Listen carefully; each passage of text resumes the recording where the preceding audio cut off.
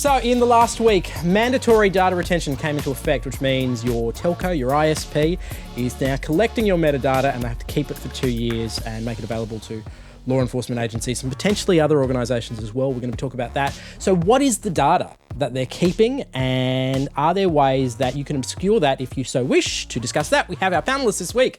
Olivia Rosenman is the executive producer of The Fourth Estate on 2SER, and Campbell Simpson is the editor of Gizmodo Australia. So what does this actually mean? Data retention, as it came into force on Good Friday, which is almost ironic. So it's not the content of the communication, it's everything up until that point, basically. So it's not your web browsing history, but it's the fact that you accessed Facebook at 8:57 on a Monday morning rather than what you typed into Facebook. Wow, what took me so long? 8:57. Jesus, that's been up since like 4:57. Exactly. Now, one of the interesting things with this is that it was delayed because internet service providers and telcos, they didn't want to, or some of them are like vehemently opposed to this, aren't they, Olivia? Obviously, this represents a huge added expense and hassle for these ISPs, for these telcos. And the government did put in place a series of grants to help them put this all in place, but that whole process was extremely delayed, such that while the deadline was in fact Good Friday, or actually the final deadline was the Thursday, there's still at least, I mean, it's hard to put a number on it, but I have spoken to people who say that there are several ISPs who just won't have made that deadline, that it's been very difficult based on the delays with these grants. And so it's all a bit of a mess. Is there any penalty for a telco that doesn't collect in time? Well, I mean, they're mandated to do it. It's mandatory data retention. And, you know, the grant was designed designed in theory to get all ISPs to implement, data retention to store, this metadata for 2 years. But, the task is more onerous for small ISPs that don't have the resources of a Telstra or an Optus or a larger player.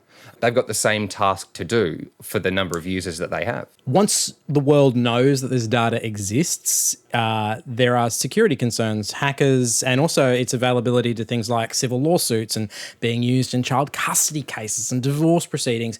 What are the rulings around that?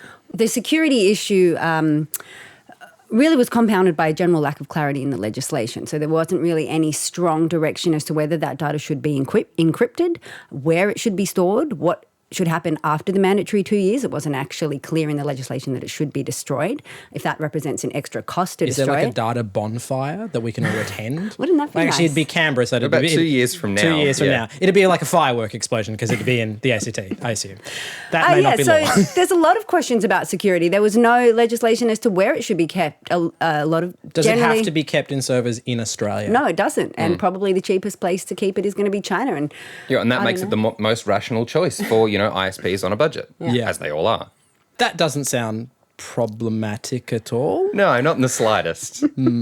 Since the announcement, there's been a slew of articles and think pieces about why people should get a VPN. Now, before we launch into why that is the thing that many Australians are doing right now, let's break down exactly what a VPN is. I know a lot of you know this, but if you're hearing this for the first time, what exactly does a VPN or a virtual private network do? I've got a great analogy. Let's imagine that without a VPN, when you are on the internet, it's like you've gotten into your car in your house and you're driving around and anyone who wants to follow you can just see where you stop, see how long you stop there, see when you come out, see where you go next.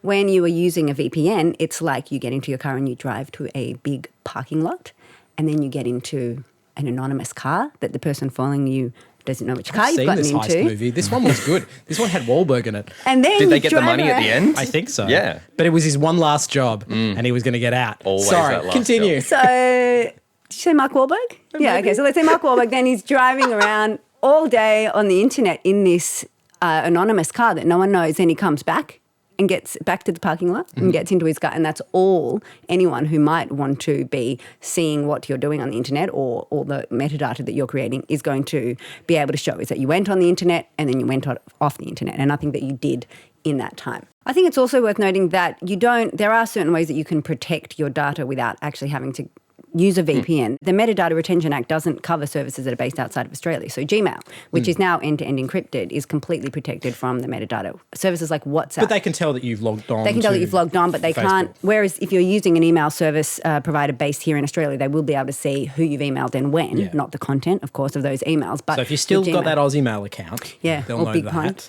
Or Big Pond. People still have Big Pond accounts. I saw one recently. It's not like a Tasmanian tiger. out in the you street. didn't catch it in the wild. Well, that's the thing. It's worth remembering that so many everyday internet users they use the email address that they were given when they signed up to their ISP. It's the generally done thing.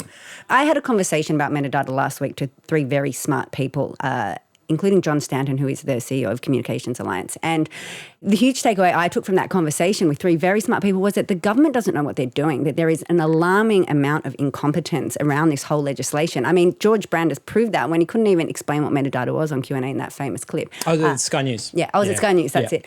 So it's terrifying, and I think that's the scariest thing. They actually don't know what they're doing. I can excuse a lack of understanding at a political level. It's when it makes it into legislation and the legislation is vague and has room for misinterpretation in that sense. That's when it gets dangerous. All right, there is lots more of this in the podcast of Download This Show. It is live right now, and we'll see you there.